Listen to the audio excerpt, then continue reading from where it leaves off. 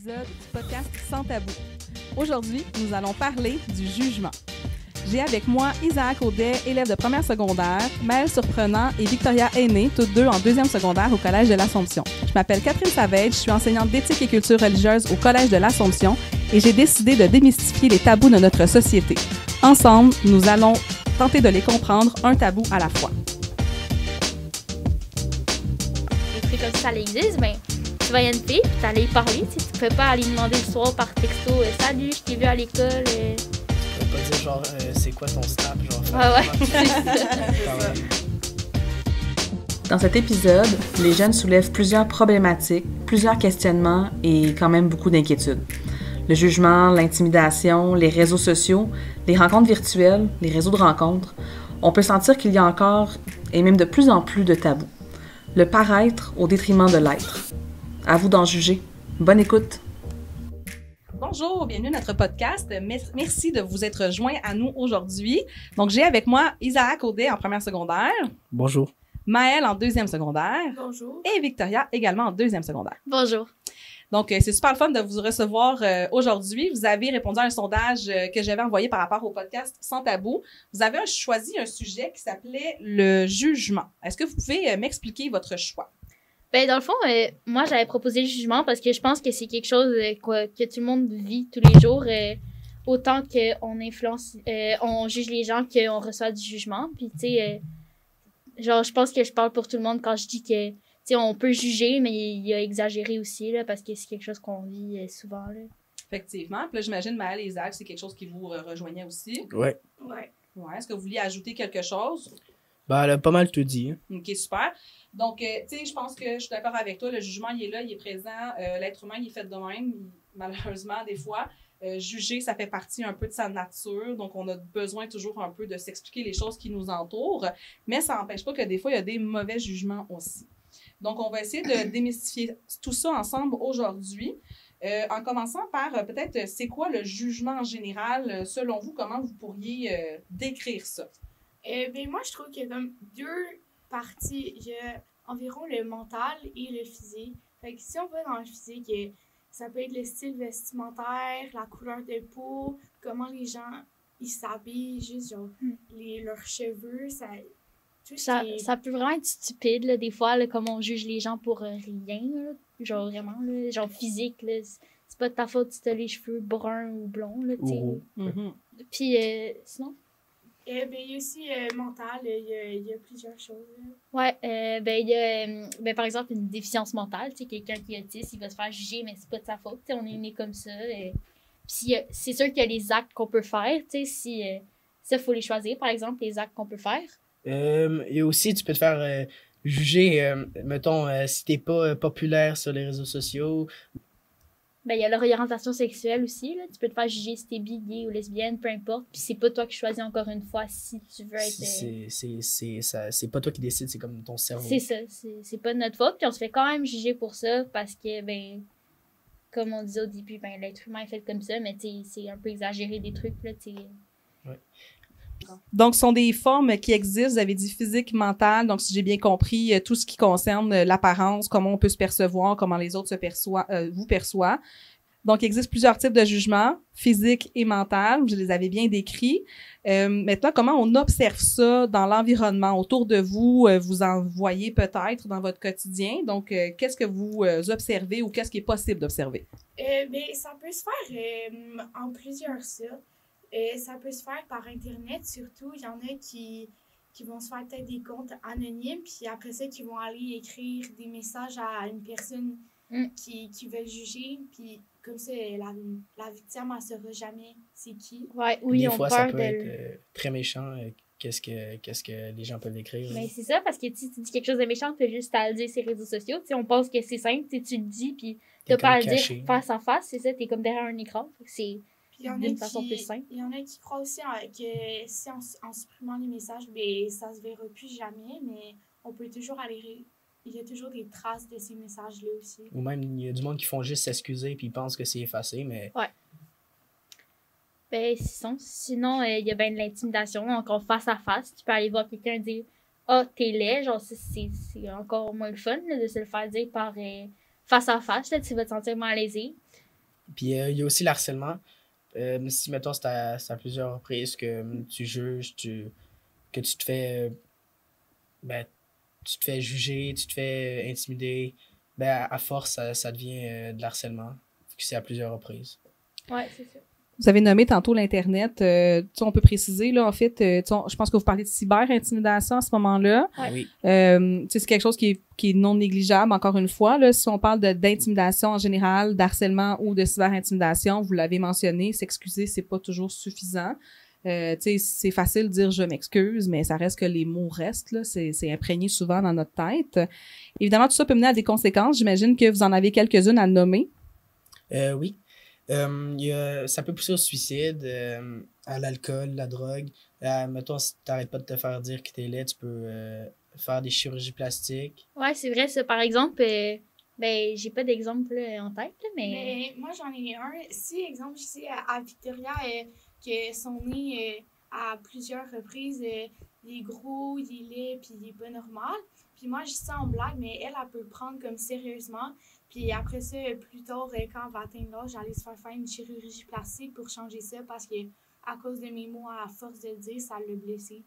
Ouais, c'est ça. Puis encore, pendant ce temps-là, tu peux être en dépression, tout simplement. Tu peux te sentir mal, tu peux toujours te demander est-ce que les autres pensent que je suis assez cool, est-ce que je suis assez belle, est-ce que est-ce que je suis assez intelligente, c'est des trucs comme ça. Puis ça peut mener à une grosse dépression, là.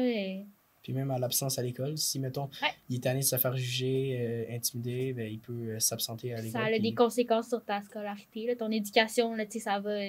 juste à cause d'un petit mot, là, tout peut te déclencher en boule de neige. Si l'intimidateur il est à ton école, ben, ça te tente pas d'y retourner, là, ça te tente pas comme qu'il te reparle encore et tout. Ouais, c'est ça. Puis encore là, il y a des troubles alimentaires même.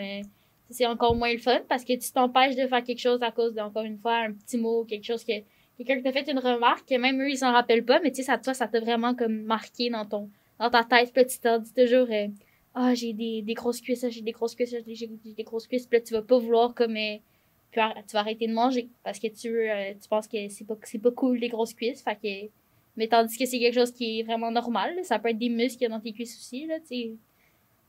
Il y a différentes grosseurs de cuisses, là. C'est pas une grosseur normale que tout le monde a mince. Là.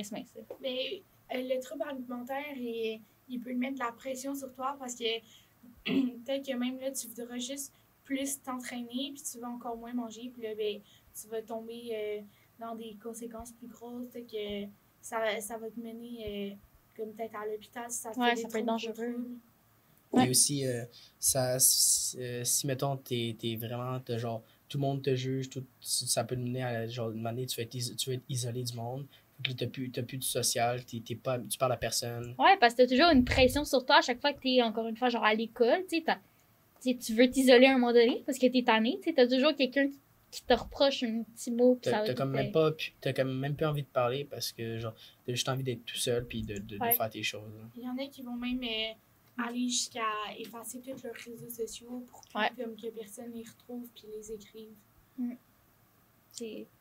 Vous avez parlé de troubles alimentaires. Est-ce que vous connaissez les noms des troubles alimentaires? Absolument pas. Il n'y en a jamais aucun que vous avez entendu? Si, l'anorexie, ça tombe dans un trouble alimentaire. Oui, exactement. Il y en a plusieurs, hein, parce que là, tu sais, il y a beaucoup de choses qui m'interpellent dans ce que vous avez dit, tu sais.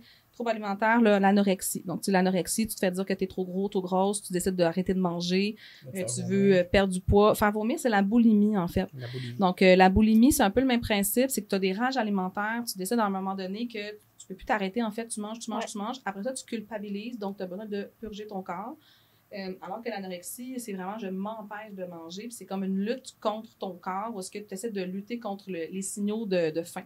Fait que tu essaies de ne pas les reconnaître, puis de ne pas manger. Et on a aussi ce qu'on appelle la bigorexie, puis l'orthorexie. Je ne rentrerai pas dans les détails des deux, mais la bigorexie, entre autres, là, on parlait du jugement de chirurgie plastique et tout. Bigorexie, c'est beaucoup vécu chez les garçons parce que ça implique le fait de l'entraînement intensif, excessif, d'une alimentation qui est basée que sur les protéines. Ça va entraîner un isolement social et surtout une obsession de son corps. Fait que ça aussi, ça peut, le jugement des autres, d'être tout le temps exposé à des standards de beauté qui sont irréalistes, ça peut faire en sorte que des fois, on va malheureusement tomber là-dedans.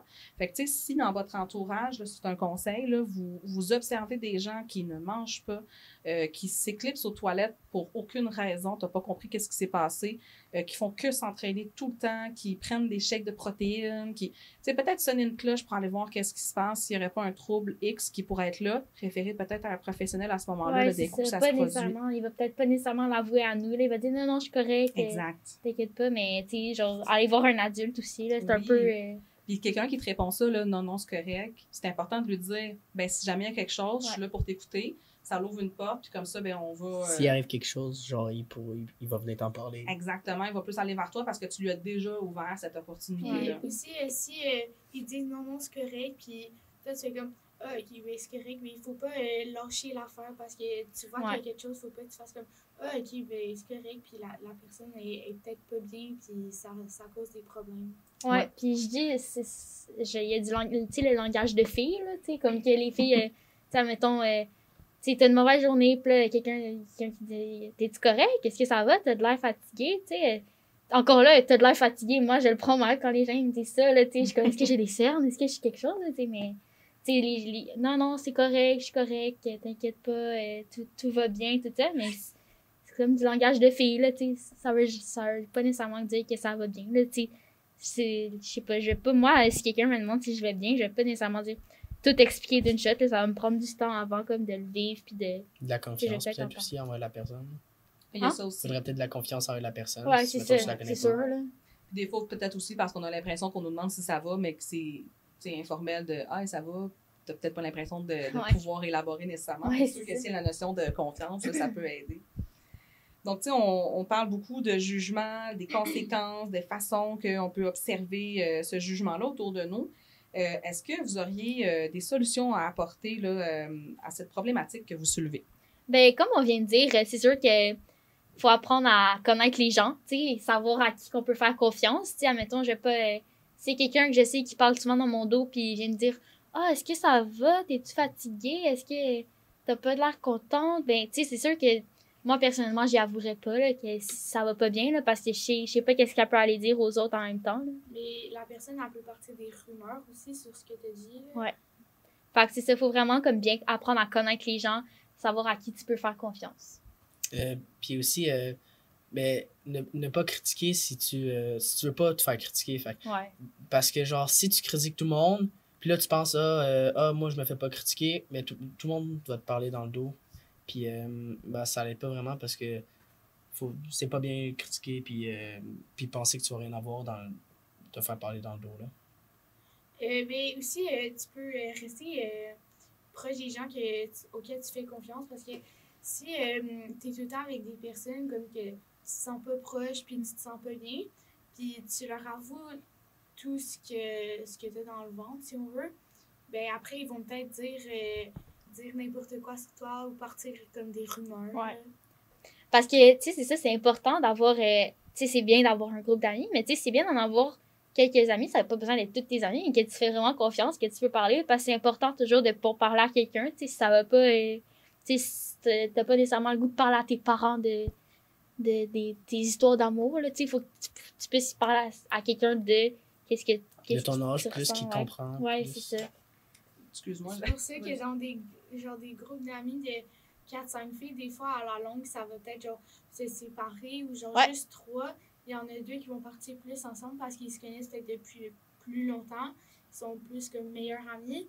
Puis à un moment donné, l'autre, elle va se sentir comme exclue puis elle leur fait plus vraiment confiance. Donc, ça se sépare. Puis tu sais, t'as passé beaucoup de temps avec ces gens-là. Fait que tu te sens comme... la réjection, là. C'est sûr que l'amitié, ça évolue. Puis juste amener un point, par exemple, vous dites c'est important d'avoir des amis, avoir un groupe d'amis.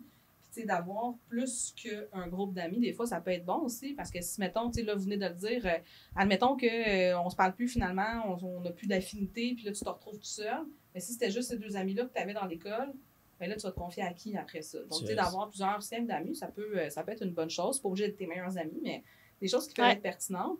Vous avez parlé aussi de vous confier à des gens de votre âge. Ça fait toujours du bien parce qu'on se comprend entre personnes de notre âge. Ouais. Mais aussi, tu sais, dans l'école, mettons que tu n'es pas à l'aise de parler à tes parents, ben, tu sais, il y a des gens dans l'école à qui vous pouvez parler. N'importe quel enseignant avec qui vous avez un bon lien, c'est une possibilité. Ouais, Ça m'est c'est arrivé vrai. très régulièrement d'avoir des confessions, d'avoir des gens qui venaient me parler. Donc, tu sais, moi, ma porte est toujours ouverte. Sinon, ben, vous avez aussi des TES dans l'école. Donc, on a Marie-Ève Pitt, on a Julie Beausoleil, on a aussi M. Michael qui sont là pour vous. Ouais, Bon. c'est ça. Puis je trouve que personnellement, genre au collège, à chaque début d'année, comme tous les profs, ils nous disent c'est quelque chose, je sais que je suis juste votre prof de maths, mais je vous pouvez quand même venir me parler, tu sais. Même, tu sais, genre, je sais pas, au primaire, j'avais l'impression qu'il y avait juste les TS quand j'avais une chicane de filles, genre les TS, les TS. Mais là, j'ai l'impression que je peux parler à n'importe qui, puis je suis plus comme, pas en sécurité, là, mais je suis vraiment comme un. C'est un sentiment de ça, tu sais, ça Ouais. fait partie, effectivement. Oui, je reviendrai peut-être sur un dernier point quand vous avez parlé d'Internet puis de la cyber-intimidation. Puis vous avez parlé aussi du fait de on va pas critiquer si on veut pas se faire critiquer en retour. On va pas faire en fait aux autres ce qu'on veut pas se faire faire. Dans le fond, c'est quelque chose que j'ai vu il y a pas longtemps, là, duquel je vais vous faire part. Là. J'ai regardé une vidéo il y a pas si longtemps que les gens ils disaient des choses méchantes sur quelqu'un sur les réseaux sociaux. Et t'es derrière ton écran. Fait que là, tu vois pas la réaction de la personne. Puis ils trouvaient ça bien drôle de lire ça sur leur téléphone. Là, c'est dans une espèce de cours d'université, quelque chose comme ça.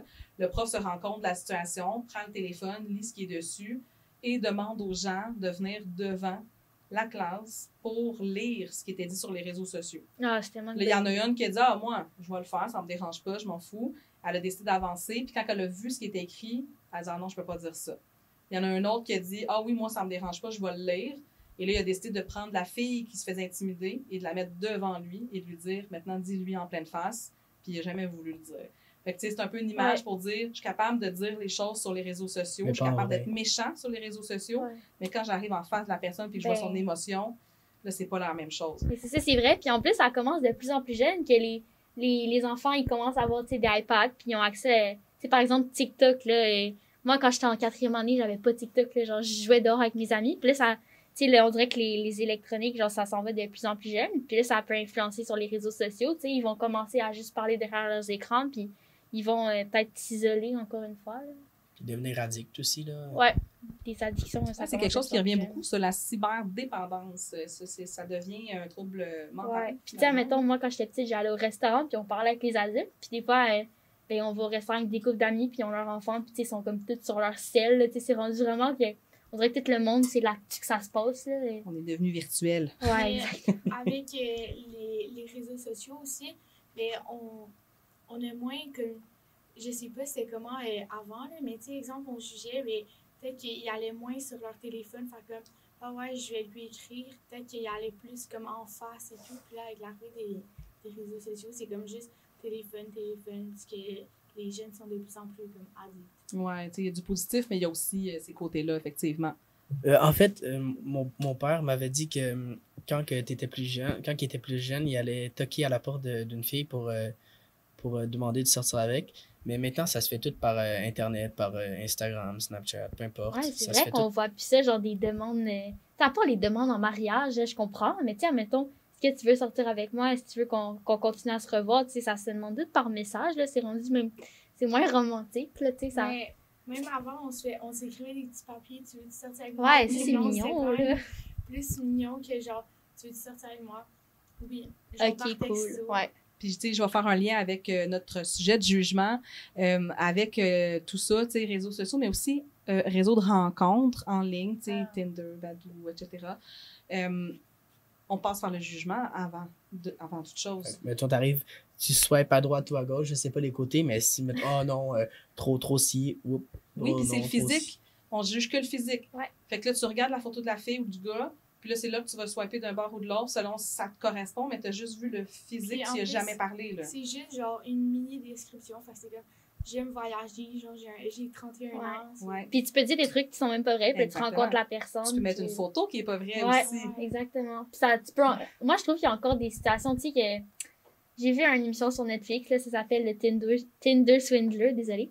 Puis genre, c'était quelqu'un qui, tu sais, qui était sur Tinder, justement, puis il parlait à plein de filles en même temps, puis il disait, ah, j'ai besoin d'argent pour telle affaire, et là, je suis pas dans une bonne situation, il y a des gens qui veulent de l'argent, puis là, j'ai besoin d'argent, tu peux-tu m'en prêter, puis tu sais, à un moment donné, il se faisait pogner, là, tu sais, il s'est rendu que il faisait trop confiance, puis il l'avait même pas encore vu dans la vraie vie, fait c'est rendu qu'on peut se faire arnaquer ou... Ça arrive de plus en plus. Si je me trompe pas, en français, c'est l'arnaqueur de Tinder. Ah ouais, c'est ça, désolé. Ouais. Oui. Mais moi, c'était un autre film sur Netflix, je sais plus le nom, c'est comme un film de Noël. Et en fait, c'est une fille sur Tinder aussi. Et elle swipait, je sais pas, à droite ou à gauche. Là, elle a vu un gars genre, super musclé, vraiment comme athlétique, assez beau comme d'apparence. Puis là, tu sais, elle a fait comme un match avec. Donc là, quand elle est venue pour le rencontrer la première fois en vrai, c'était vraiment pas la même personne. Donc là, elle était comme pas contente au début parce que le gars, il était super fin, mais elle croyait pas que Il faisait du Photoshop, hein, Ouais. il était capable. Puis là, elle est allée dans un bar plus tard, puis là, elle a rencontré ce gars-là, le gars qui était sur la photo. OK. Puis là, elle voulait comme sortir avec lui à cause plus de son apparence, comme que sa personnalité, parce qu'elle savait même pas s'il était gentil ou pas. Ouais, c'est ça. Puis genre, là, c'est un film d'amour, là, fait que ça a fini bien, que finalement, elle aimait le gars qui était moins Ouais, ils vont beau. romancer beaucoup parce que c'est Ouais, un ouais, film, c'est puis on veut que ça c'est un finisse film, un cute, beau film mais de Noël. Là, on mais... sait que dans la réalité, c'est pas ça qui Ouais, se passe. c'est ça, tu sais. ça Puis là, peut de poser savoir des que problèmes. c'est comme ça, là, que les gens jugent beaucoup sur le physique pour savoir, ben, je vais-tu être amie, je vais-tu être amoureuse de cette personne-là. Vous, ça vous fait quoi? Genre, c'est quoi le feeling que vous avez par rapport à ça? Ben, je trouve ça poche, tu sais, admettons, moi, il y a un gars qui m'intéresse, admettons, puis je veux comme que ça aille plus loin, mais tu sais, lui, dès qu'il me trouve laide, ben, il va faire genre, ok, arc, pas Victoria, là, tu sais, elle est laide, mais tu sais, j'ai jamais parlé, là, tu sais, si, admettons, je poste une photo sur Instagram, puis la photo est pas très belle, là. Mais le gars, il va faire, ah, wesh, non, elle est laide. Fait qu'il va m'oublier direct, là, tandis que dans l'ancien temps, ben, pas dans l'ancien temps, excusez-moi, là, mais avant que les trucs comme ça existe, ben, tu voyais une fille, puis t'allais y parler, tu sais, tu pouvais pas aller demander le soir par texto, salut, je t'ai vu à l'école. Tu pouvais pas dire, genre, c'est quoi ton snap, genre, faire Ouais, vraiment que tu c'est ça. parles. Ouais, c'est ça. Puis, tu sais, encore là, il y en a des gens qui demandent, hey, c'est quoi ton snap? Mais, tu sais, ça, c'est. J'imagine que tu demandes quelque chose, là, mais tu le demandes en face à face, mais, tu sais, encore là, ça peut être des façons bizarres, là. Fait qu'est-ce qu'on peut dire que l'apparence a pris le dessus sur la personnalité? Ouais, absolument. Un peu trop. Fait Ouais. il va falloir qu'on trouve des solutions, hein, parce que de plus en plus, je le vois moi aussi, là, c'est ça qui prend le dessus. Donc, ça va être les solutions que vous proposez, là, que vous voulez proposer, ça serait des solutions qui seraient importantes. Vous avez dit apprendre à connaître les gens d'abord et avant tout. Je pense que ça, il faudrait mettre ça de l'avant de plus en plus. Ouais, Tu sais, les bon, réseaux ça. sociaux, ça apporte des bonnes choses, mais il faut pas que ça devienne la réalité. Là. Ouais, C'est c'est la réalité virtuelle. Ouais. Il doit y avoir une section, pas une section, il doit y avoir une séparation encore entre la réalité réelle et la réalité Ouais, c'est ça. virtuelle. Il y avait apprendre à connaître les gens, puis il y a aussi de rester près d'eux, de ceux que tu fais confiance, puis il y avait aussi, genre, en résumé, là, genre, c'était ça, là, de faire ça, puis il y avait de pas juger. Si tu veux pas te faire juger, tu juges pas, là. Est-ce qu'on a un mot de la fin pour nos auditeurs, un message que vous voudriez leur lancer? Ben, c'est sûr, mais en revenant sur le sujet comme un petit résumé, ben, c'est de dire que oui, les gens, ils jugent, puis c'est important, mais c'est important aussi de rester soi-même, puis de pas se laisser influencer par ces jugements-là, parce que ça peut être n'importe qui te juge, puis tu as une influence parce qu'eux, ils ont plus d'amis, ou qu'ils ont plus de... Ah, je sais pas, ils sont plus belles, ou ben, ils sont pas plus belles, mais en tout cas, c'est important de pas de se laisser influencer juste sur leur opinion aux gens, là, tu peux avoir ta propre opinion, là. Donc, merci à vous trois. Merci d'avoir été là. C'était vraiment intéressant. Alors, j'espère que vous avez aimé le balado. On se revoit bientôt pour un prochain épisode. À bientôt! À bientôt. Personnellement, genre au collège, à chaque début d'année, comme toutes les profs nous disent c'est quelque chose, je sais que je suis juste votre prof de maths, mais vous pouvez quand même venir me parler, tu sais. Mais, tu sais, genre, je sais pas, au primaire, j'avais l'impression qu'il y avait juste les TS quand j'avais une chicane de filles, genre les TS. Mais là, j'ai l'impression que je peux parler à n'importe qui, puis je suis plus comme, mais pas en sécurité, là, mais j'ai vraiment comme un... C'est un sentiment de ça. Ça Ouais. fait partie, effectivement.